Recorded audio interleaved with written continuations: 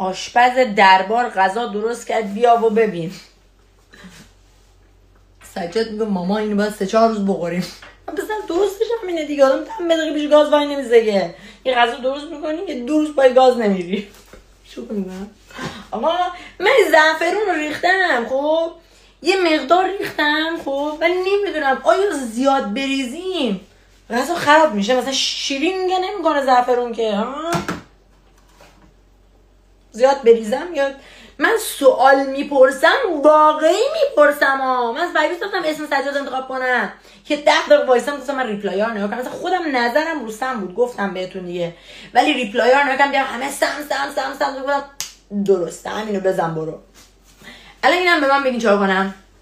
آیا زعفرون همه رو بریزم یا نه همینقدر بسه؟ این پیاز نریختم توش، من چیکار کنم؟ زعفرون رو بریزم؟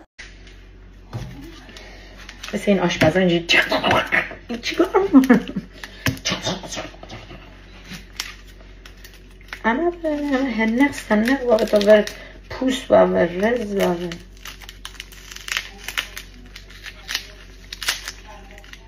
خب این دسته چاقو دستم دارم با دست بیازم.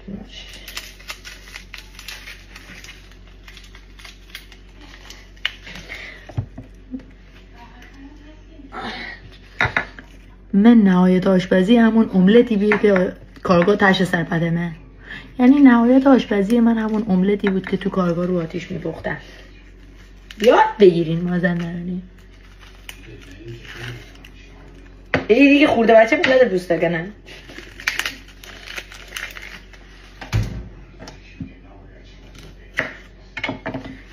واسه من مو رو بندن میام. الان همه میگن آخه زودتر میبستی هم.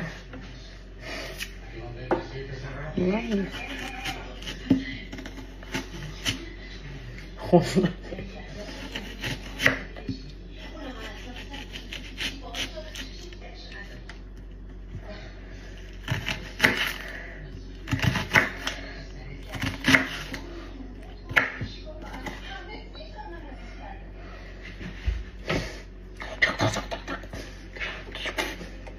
تو فیلم ها میکنن بلاگرهای آشپز. کشنه جوه آدم انگوشتم بزنم.